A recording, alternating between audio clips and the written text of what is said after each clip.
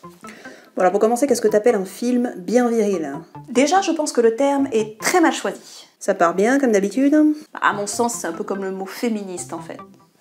Qui préconise l'égalité homme-femme. Voilà la définition. Alors je passerai sur le fait que c'est impossible puisque les deux ne seront jamais égaux, comme un rat et une souris resteront toujours différents. Et je préconise davantage l'équité, mais on va dire que malgré le terme mal choisi, c'est à peu près l'idée du principe. T'es sûr que tu vas faire un top 5 là? Alors pourquoi un tel mouvement porte un nom qui favorise un genre? Comprends pas. Mais du coup t'as regardé la définition de viril?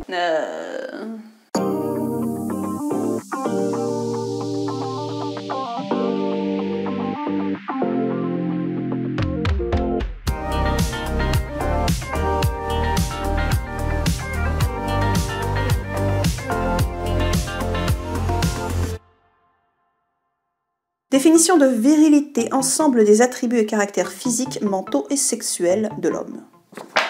Félicitations messieurs, vous êtes tous virils. Puisque que vous soyez un prix Nobel bodybuildé ou un bulot qui n'a jamais porté un paquet de pâtes de sa vie, ça reste des attributs et caractères. Pour le dernier critère, on n'insiste pas. Vous avez compris? Ah non, parce que la définition de viril, c'est propre à l'homme adulte. Mais du coup les mineurs, ça compte ou pas en fait? Quand est-ce qu'on est adulte à ce moment? Je vais me farcir combien de définitions avant de comprendre ce monde de merde? 42. Mais vous imaginez bien que dans le terme viril, les mentalités ont supprimé bien des choses. Donc voilà ce que j'entends par film viril. Nous aurons donc un film avec un ou plusieurs héros masculins. Orienté action, avec des pans, boum, slash, crissement de pneus, point dans le bide et puis dans la tronche. La romance est peu, voire pas du tout présente. D'ailleurs, ils auront très peu de chances de réussir le test de Bechdel. Bah explique-leur. Ah oui, pardon. C'est en gros 3 critères que si le film il les respecte pas, c'est un méchant vilain sexiste. 1. Avoir au moins 2 femmes nommées, nom et prénom. 2. Les femmes nommées doivent papoter ensemble. Et 3. Leur conversation ne devra pas porter sur un homme. Shopping et maquillage, ça passe. En vrai, le test est pas ouf parce qu'un film peut être considéré comme excellent et ne pas passer ce test. Exemple intouchable. D'autres peuvent être blindés de personnages féminins forts et échouer au test. Avatar. Et d'autres peuvent être considérés comme des films très mauvais et ou sexistes et passer le test quand même. Batman et Robin. Donc nous on passe pas le test en fait. Non. Et pour finir, j'ai souhaité conserver le genre action sans autre mélange de genre, sinon Predator y serait forcément. Sans déconner, il y a un film plus gros muscles, sueur et bagarre que celui-là? Rocky. Ta réponse à tout, toi, hein? Numéro 5. Évasion. Un ingénieur spécialisé dans la conception de prisons ultra sécurisées est payé pour tester lui-même leur efficacité en tant que prisonnier. Mais quand une société privée l'embauche, tout ne se passera pas comme prévu. Déjà, l'univers carcéral se prête assez bien au délire d'un film d'action. Et il y a un petit côté Mission Impossible assez sympa. Et puis c'est un fantasme de gamin, quoi. Il parle de quoi? Le casting. Petit duo Stallone-Schwarzenegger. Par contre, vous m'expliquez où ils arrivent à trouver des mecs aussi gros bras et aussi intelligents et cultivés? Dolph Lundgren. Ou toi tu me... Numéro 4. The Rock. Je vous ai dit que l'univers carcéral se prêtait bien à ce genre de film? Des militaires prennent un groupe de touristes en otage dans la célèbre prison d'Alcatraz, menaçant d'utiliser un gaz dégueu dangereux. Leur seul espoir, un jeune agent spécialisé en armes chimiques et le seul prisonnier d'Alcatraz à avoir réussi une évasion. Et Michael Biehn. Oh là là! Un bon film d'action typique des années 90, avec un bon casting des années 90 et une bonne dose de nostalgie des années 90. Avec en bonus une démonstration du gaz toxique qui comble mon affection pour le genre horreur gore. Le point négatif, c'est le personnage féminin en fait. Bah ça fait un peu l'effet de la fille qui est là que pour faire jolie. Hein. Tu les aimes mes couettes? Ah non, c'est dégueulasse. Pour le coup, j'aurais préféré qu'on la montre pas. Hein. Numéro 3. Fast and Furious, Hobbs and Shaw.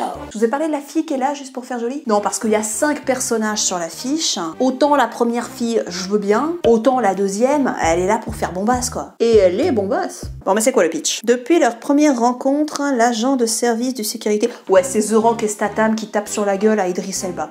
Ah, ça c'est un pitch largement suffisant pour nous le vendre, en effet. Et j'avoue que mon côté féministe est un poil frudé par le personnage féminin principal. Elle pète la classe. D'ailleurs, le film s'ouvre sur une séquence avec elle. Elle est efficace, réactive, pas trop féminine, malgré une coupe de cheveux toujours parfaite. Non mais genre même après avoir mis un casque de moto, quoi. Bouffe ta suspension consentie de l'incrédulité. Alors elle est chouette, elle a un beau rôle, sa romance est pas trop exagérée, même si je conçois qu'il y en a qui doivent moins aimer. Mais c'est la sœur d'un des héros. Donc la question que je me pose, c'est aurait-elle eu un tel traitement si elle n'avait pas été la sœur d'eux? Et je ne regarderai pas les autres Fast and Furious pour savoir parce que ces films ne m'attirent pas du tout en fait. Les muscles, oui, les voitures. Mais sans ça, je kiffe le duo, je kiffe le méchant, j'adore la délicatesse de The Rock, qui cultive ses muscles. Autant que celui-là. Je crois que c'est juste une excuse pour pas avoir l'air trop bourrin, ces histoires de gros brins pélo. Et je sais pas, je dois kiffer les chauves aussi. Numéro 2, Die Hard. Je vous ai dit que je kiffais les chauves. Bruce Willis et John McClane, flic de New York, et il va péter des gueules à tout rompre. Alan Rickman, Jeremy Irons, le tout dans une superbe quadrilogie. Oui, elle fait partie de ces fans chiantes qui sont amoureuses de tous les acteurs hollywoodiens. Des années 90. Ah, t'as dit quadrilogie? Oui. Donc tu zappes complètement le 5? Oui. Et tu assumes complètement le 4? Oui. Si vous voulez renvoyer Léa pour ses goûts cinématiques douteux, tapez 8 22 22. Hey! Le premier Die Hard a juste posé les codes du genre de film d'action. Rien que ça. Avec les aliens dont je vous ai parlé dans une autre vidéo, c'est la saga que je regarde régulièrement. Même si je connais chaque ligne par cœur. Elle exagère. Sûrement parce que je vieillis et mon cerveau avec. Et quand je veux voir un film blindé de testostérone ou que la période de Noël arrive, voilà. Par contre, toi qui parlais de suspension consentie de l'incrédulité... Oui, alors pour ceux qui connaissaient pas le terme, c'est ce qui fait que devant E.T., on se dit pas un extraterrestre, ça existe même pas, quoi.